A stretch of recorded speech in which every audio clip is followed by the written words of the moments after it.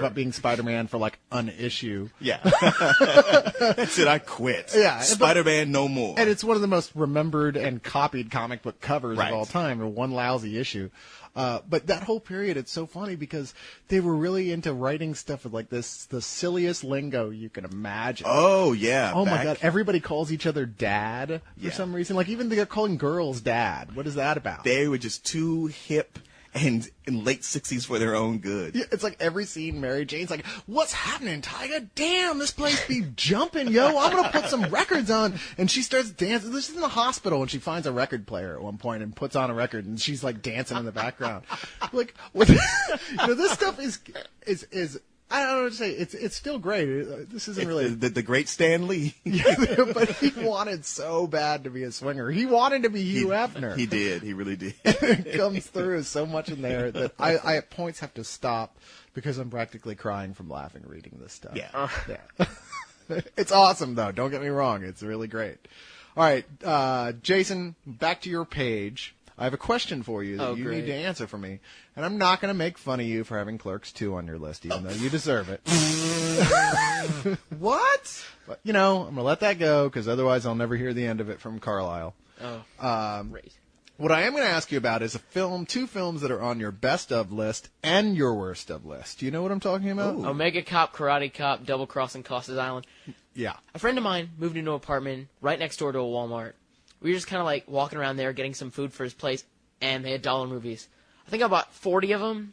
I started watching, and one in every 3 of those is actually something so unbelievably terrible, it's watchable again. This is a movie that every 2 months or so, I just sit down and watch like these 3 in a row with popcorn. It's just like, this is awesome. I hear what you're saying. The movies that are so bad, they come full circle and actually become kind of good. I love this kid. I know. He is so one of us. Yeah. One of us. One of us. No.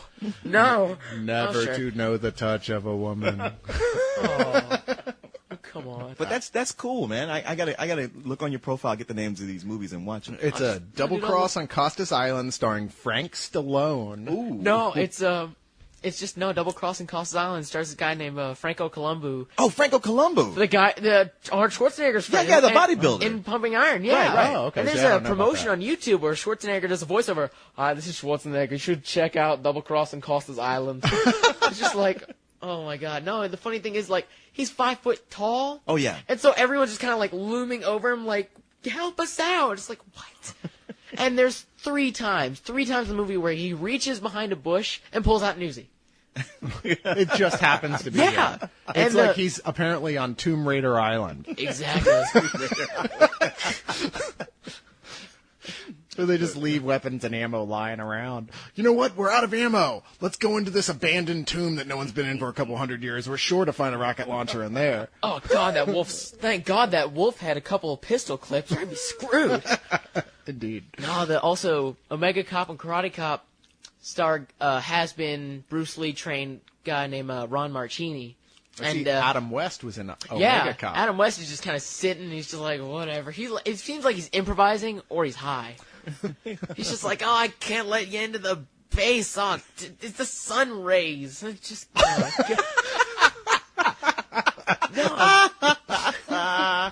and like you have no idea what he's talking about. And then this guy stands in this like solar flare, and he's covered in black makeup. He's like, it's ash. Oh, it hurts so bad. It's just like, oh God, it looks like blackface. It's just, it's ridiculous. That does sound really bad. And then, what's the last one? Well, Karate Cop. David Carradine, I see, was in that Yeah, it's one. also the same guy. It's actually the sequel. Carradine is like 8 minutes, and he just kind of shows up as like, hey there. And he like owns Dad's bar, and he's Dad. He's like, you want some jackrabbit stew? And there's just kind of this weird, awkward silence, and then a short gun battle, and David Carradine dies. And it's just, okay. It sounds like a movie that Quentin Tarantino would show during one of his festivals. Mm-hmm. You know, Yeah. Tarantino, for those who don't know, comes to Austin, I guess whenever he feels like it, once every couple years. Doesn't he live here? No, but I've heard rumors that he actually owns or partially owns a house here, so he can vacation here whenever he wants. Oh, okay. But he doesn't officially live here.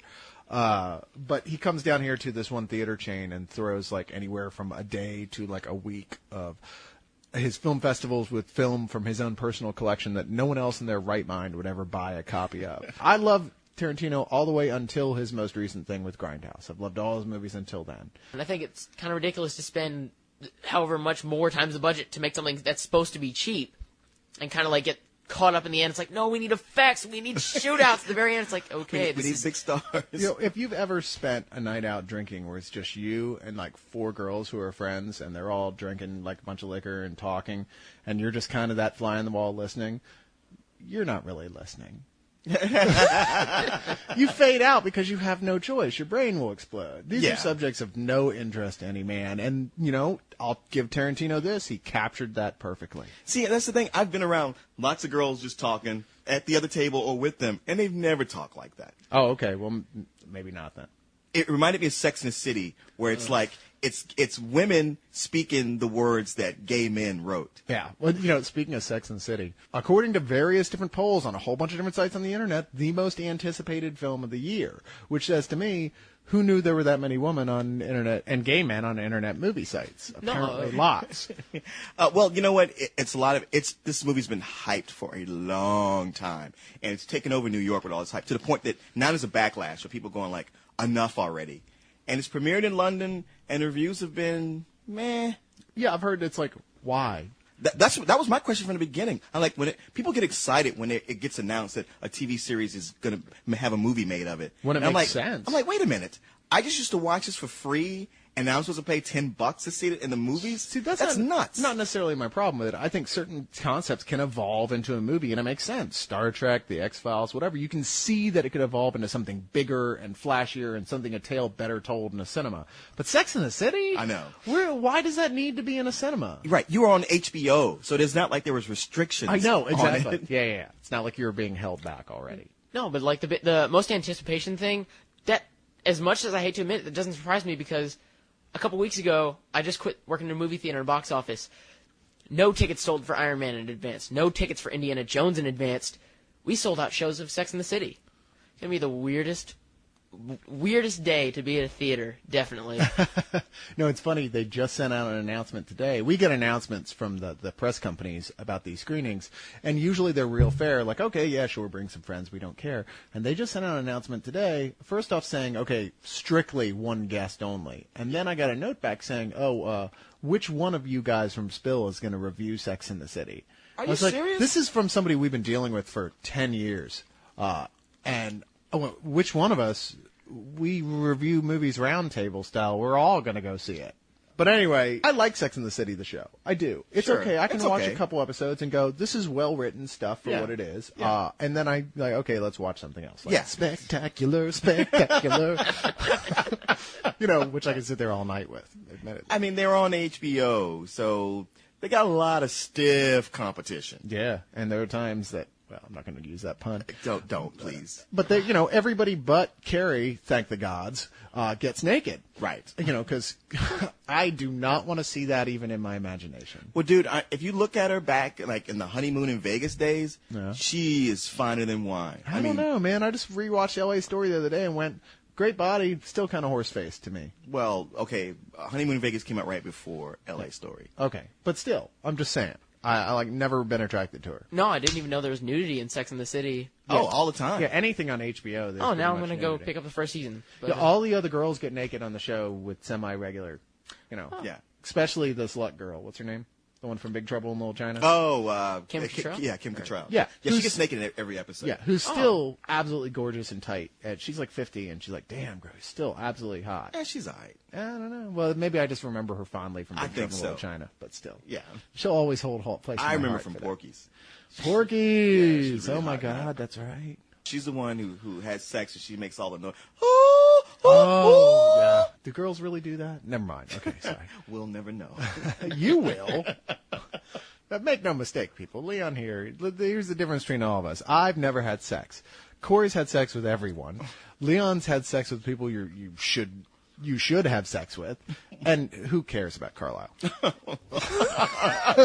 we'll never know. I don't want to even imagine his sex life. And co-host, no comment.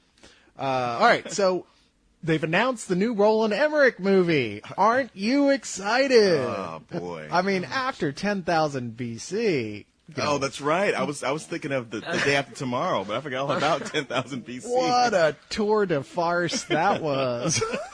That could end up being one of the funniest movies ever made, though. It needs an edit that makes it not boring. If not for the fact that it gets so boring in the middle that almost all of us fell asleep in the middle of it, I would say it was one of the funnest movies I've seen this year. They need to go back and do the comedy edit of it. You're absolutely right. But regardless of that, he's doing a new movie. It's called 2012. What? Wow, 2012. If you haven't heard, there's a lot of... Wait, isn't that a Rush album?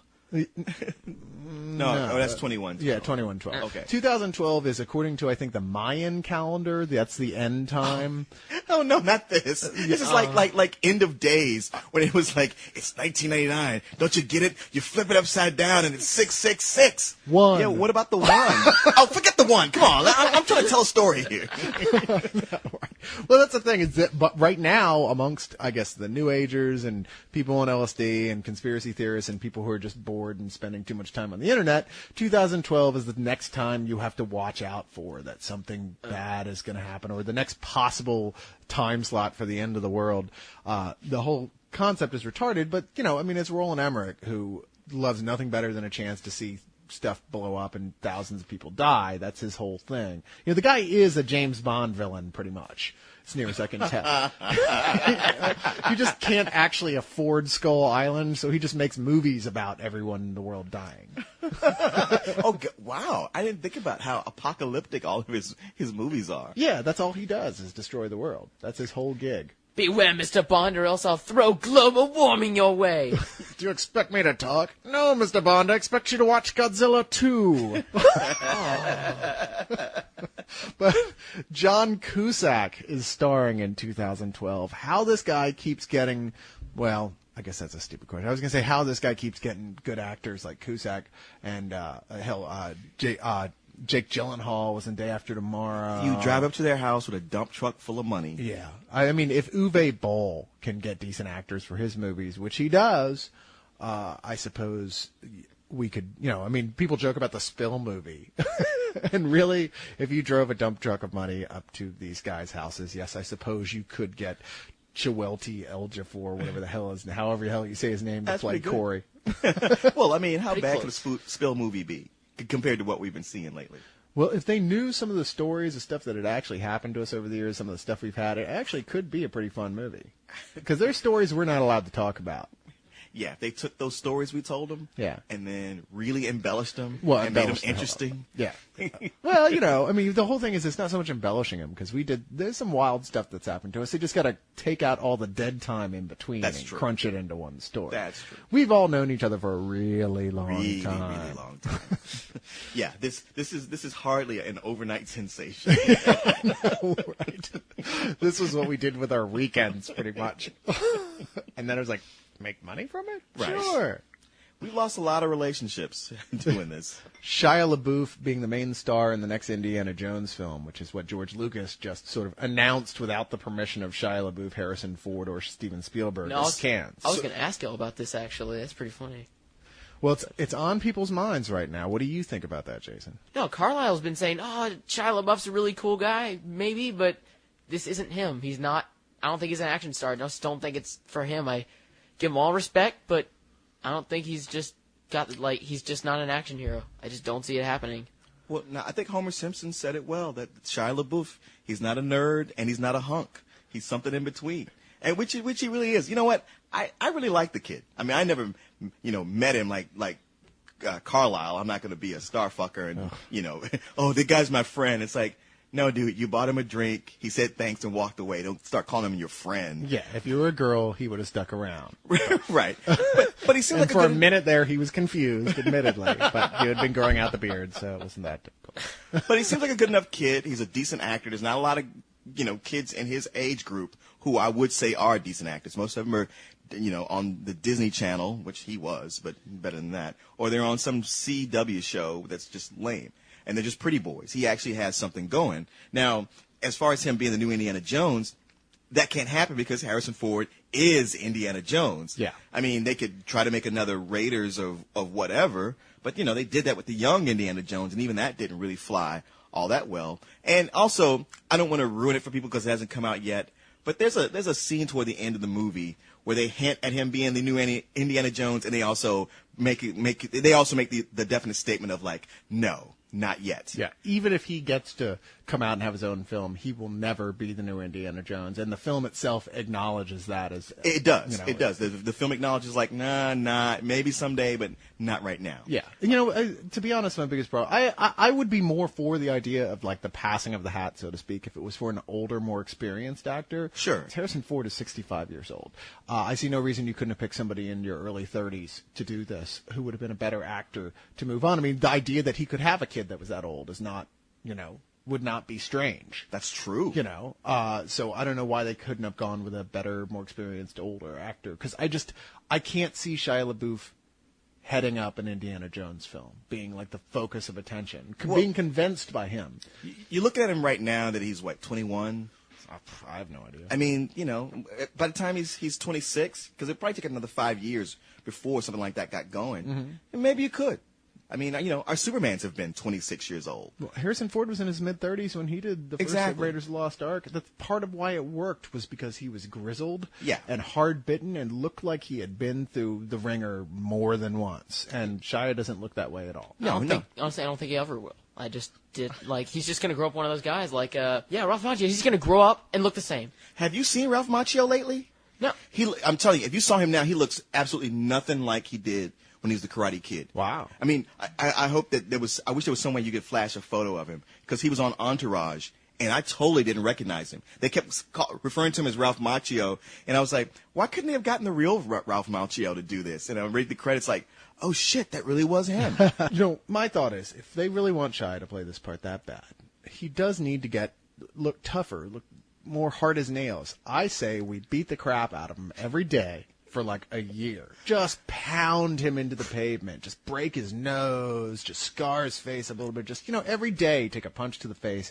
And by that time, by a year is done, I think he'll be ready. We give him the wanted treatment, basically. Yeah, pretty much. I was just thinking that. I couldn't think of, I just kept on thinking that scene in Wanted, the book, or just beating the crap out of him just so he could hate this guy, but I like the idea that we're all ready to get bicycle chains and beat the shit out of this kid over the ramblings of George Lucas, who hasn't checked with anybody. Yeah. I mean, the guy's half, demented anyway. And he's just like, yeah, I'd like to make another one of these movies with Shia LaBeouf. Oh, really? Let's go kick his ass. And Shia's like, he's there going, wait, what? I didn't agree to anything. Yeah, the idea would be to kick George Lucas's ass, but unfortunately he's protected by various science fiction-y type devices that would fry you. So. Clearly. I get a message almost every other day from Silver Surfer asking me, have I read Secret Invasion? Secret Invasion is the new Marvel universe-spanning thing that happens every, there's 3 weeks between universe-spanning events now. Yeah, and Marvel never used to do it. It was always DC's thing. Now Marvel's gotten into it with House of M and Secret War, and which is funny because now they just they'll have an event to cancel out a previous event. Right. They're like, oh wait, we don't like what happened from that previous one, so we're going to create this whole new year-long event just so we can pretend that other event never happened. Right. And so the newest event is the Secret Invasion, where the Skrulls have been slowly infiltrating the Earth and assuming the identity of heroes. And now these new Skrulls have the ability to change, to shapeshift and not be detected, not by Spider-Man's spider sense or Tony Stark's gadgetry or anything Reed Richards can come up with,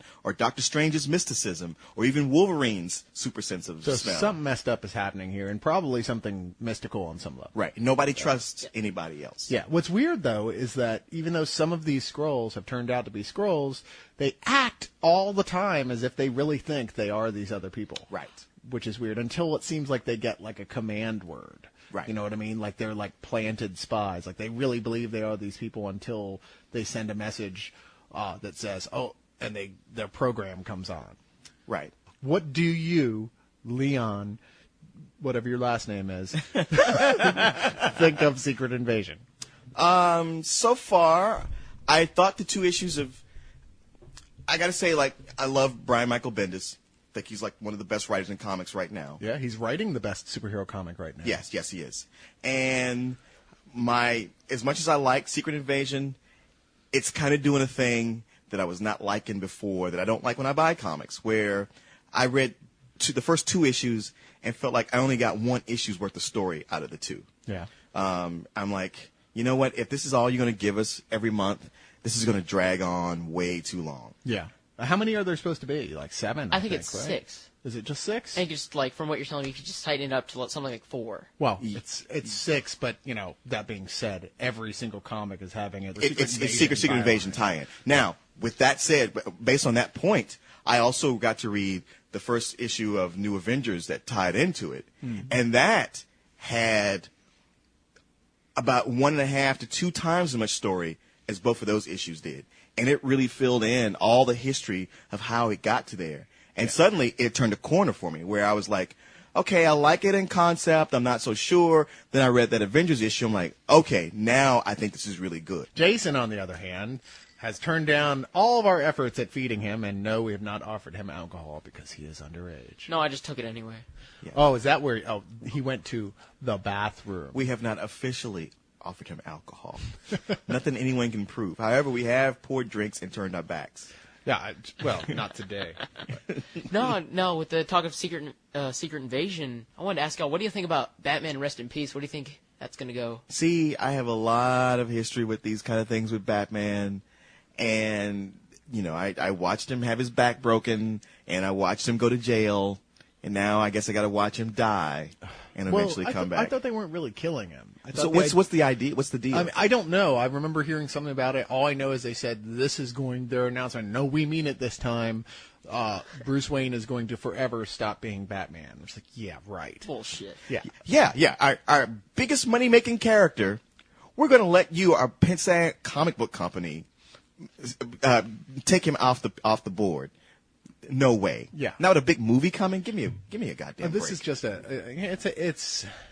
it's such a blatant excuse to sell more comics. I believe it when they kill off secondary characters in books, when they kill like the love interest for a character. Okay, I can believe you're going to let that go, sometimes for even 20 years. Sure. Which might as well be permanent. I mean, hell, they've never really brought Gwen Stacy back. Right, it's true.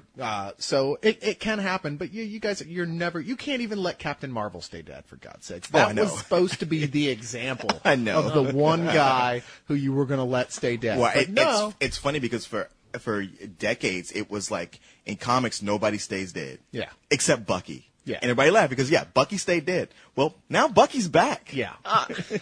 I can't get mad because he found a really good way to bring Bucky back. So I'm like, all right, I'll go with it. See, I'd almost like to see yet another reboot, or maybe even DC's reboot like the Ultimate World, but the idea being a world where shit like that doesn't happen. If somebody dies, they're dead. Right. There is no coming back. There's no secret stuff like that. And that they regularly remark on, the fact this is the real world. Like, bad shit happens. Batman gets shot and almost killed all the time, but he's fucking psychotic as hell, so he keeps coming back.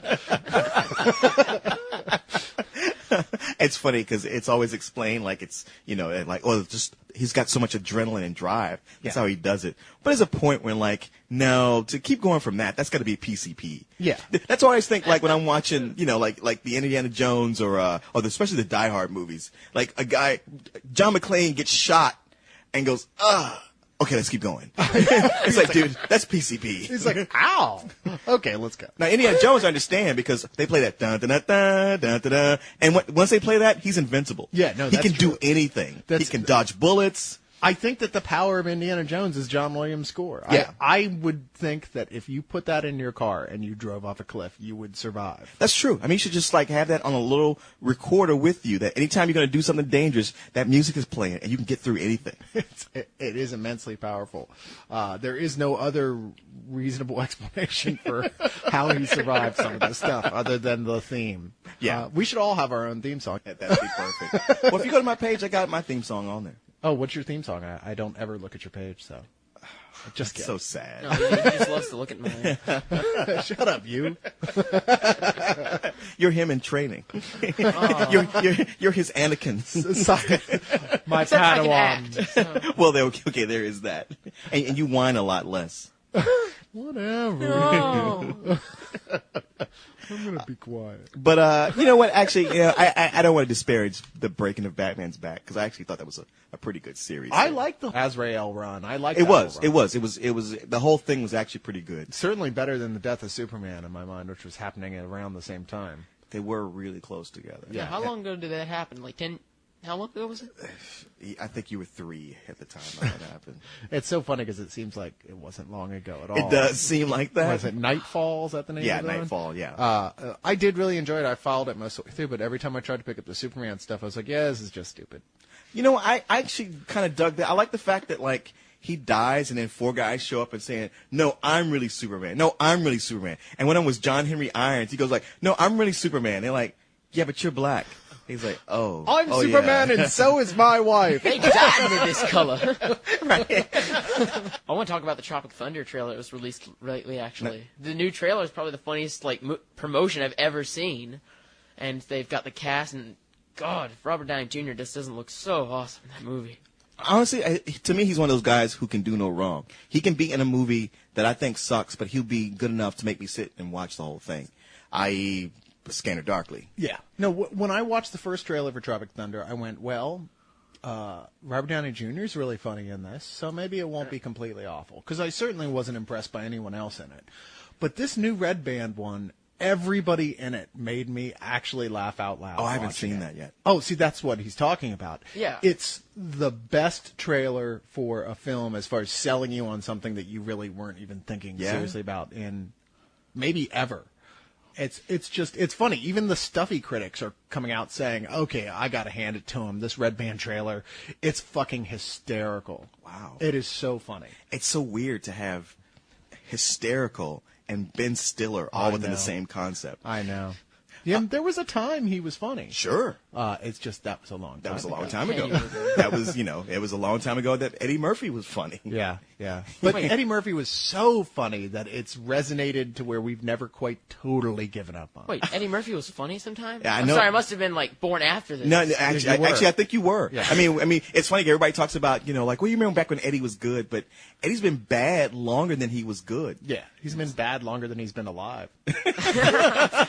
That actually, I know it's a paradox, but it works. Now help me with this. I wasn't okay. Like there was a big thing, like when Owen Wilson had his big druggy meltdown. Yeah. There was a big thing how Matthew McConaughey was going to replace him, And in he's Tropic not Thunder. in it. He's not in I can it. tell. I know. I guess they just wrote his character out. I guess maybe. Okay. But I just noticed that the other day. I was doing research on writing up a thing about the new trailer and went, hey, what the hell happened to Matthew McConaughey? Which, I'm not complaining. Right. mind you. Yeah.